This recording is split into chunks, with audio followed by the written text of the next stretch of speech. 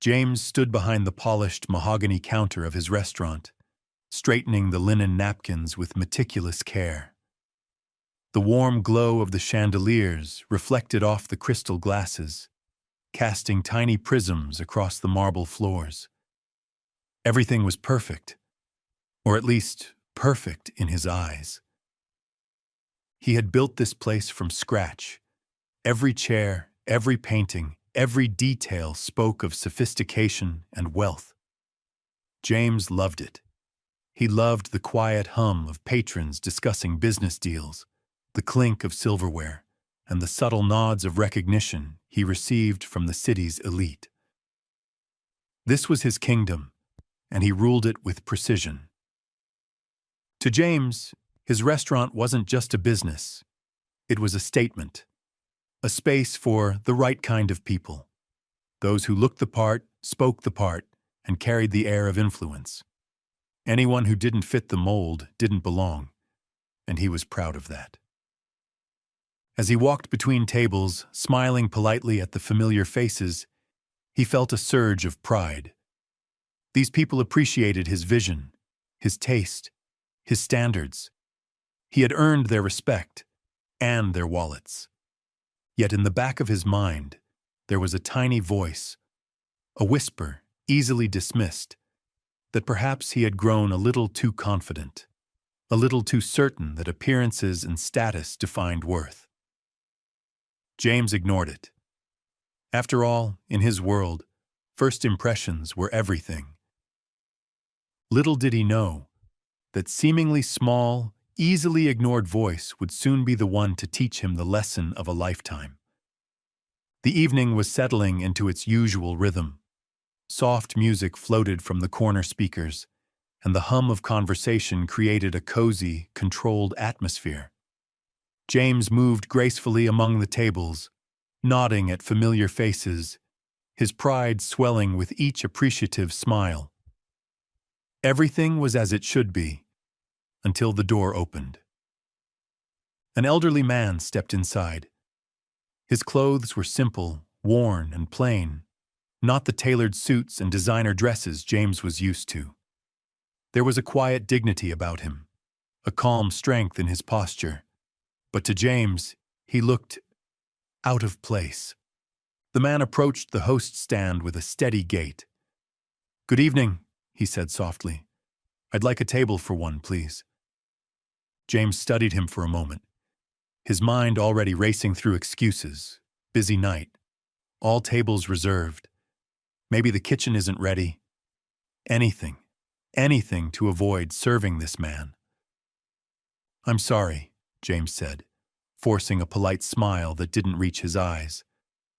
"All of our tables are reserved tonight. Perhaps another restaurant might be able to help you." The veteran nodded once, silently, without a hint of anger or resentment. He turned and left, the bell above the door announcing his departure like a quiet punctuation mark. James watched him go, feeling neither guilt nor shame. In fact, he straightened his tie and whispered to himself, "That's the way it should be. We have standards here." Back inside, James resumed his rounds, greeting his patrons with renewed vigor, satisfied in his decision. But the old man's quiet dignity lingered in the corners of his mind, faint yet persistent. James ignored it. He couldn't afford to dwell on someone who didn't fit the world he had carefully built. And yet, in a way he didn't realize, the encounter had planted a seed, a small, almost invisible seed, that would soon grow into a truth far bigger than his restaurant, his pride, or his carefully curated sense of control. 2 days later, James was busy supervising the kitchen, inspecting every plate, every garnish, every flicker of candlelight on the tables. The memory of the elderly man, the veteran, had already faded from most of his thoughts. James preferred it that way. He liked control, and random interruptions didn't belong in his carefully ordered world. Then the phone rang. It was a number he recognized immediately. General Harrison, a longtime friend, and a man whose word carried weight far beyond the city limits. James straightened instantly, the corners of his mouth twitching into a practiced smile. "James, my friend," the general's deep, commanding voice said, "I need your help. There's an important dinner I'd like you to organize. A very special guest. Someone whose presence could bring immense visibility to your restaurant. Can I count on you?"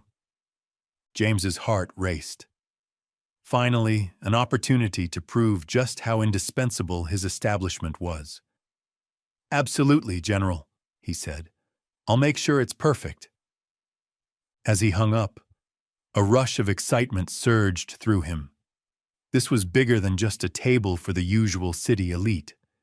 This was a chance to elevate his reputation, to secure his place at the top of the social ladder.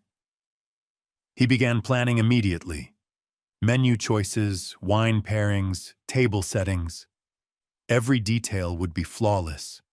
Every detail would impress.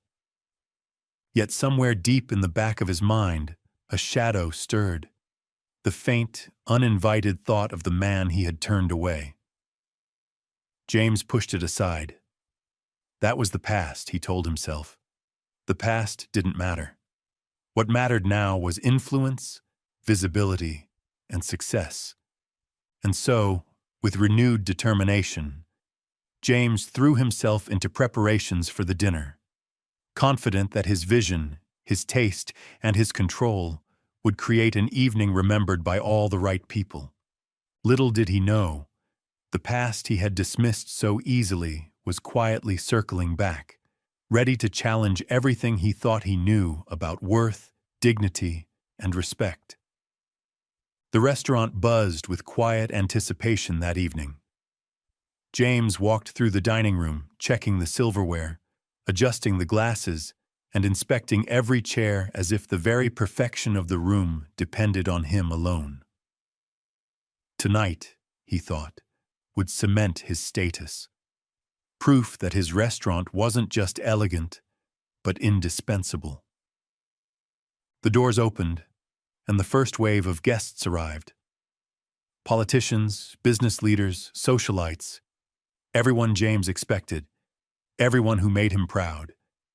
He greeted each one with a practiced smile, but his mind was only half on them.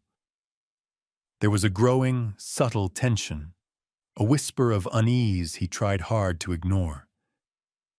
And then the door opened again. James froze, a chill running down his spine before his mind could catch up. There, standing in the doorway, was the man he had turned away days ago.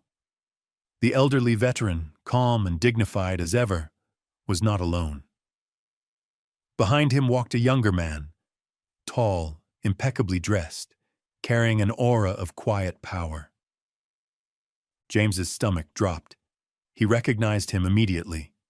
This was the son of the veteran, a renowned entrepreneur, a philanthropist, someone whose influence reached far beyond the city. And now he was here, in James's restaurant. For the first time in his life, James didn't have a clever excuse.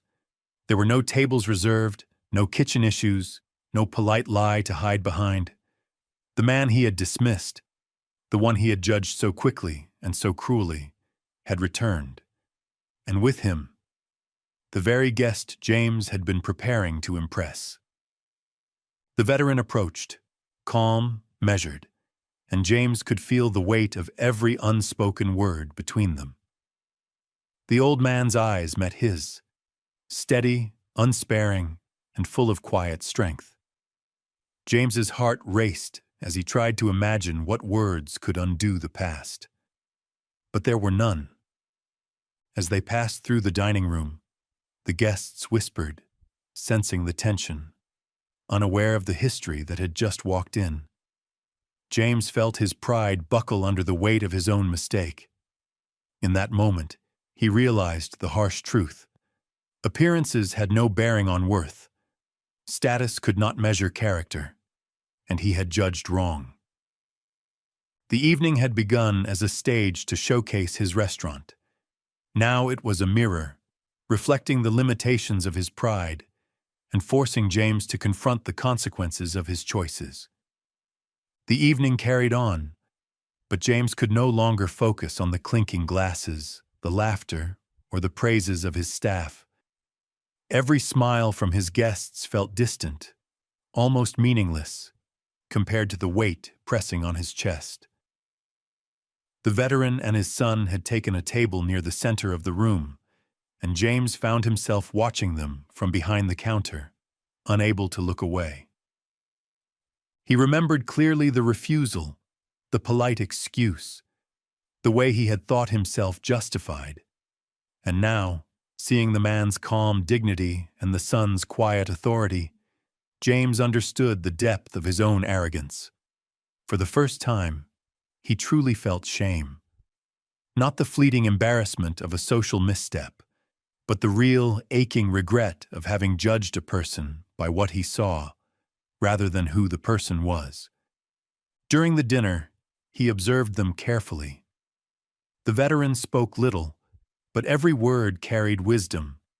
The son, though influential and commanding in presence, treated his father with reverence, never once showing impatience or superiority. It struck James how much dignity, honor, and human value he had overlooked, all because he had trusted only appearances. When the evening ended and the guests departed, the veteran and his son approached James. There were no accusations, no anger, only quiet acknowledgement. The son offered a simple nod, and the veteran extended a hand, firm and steady.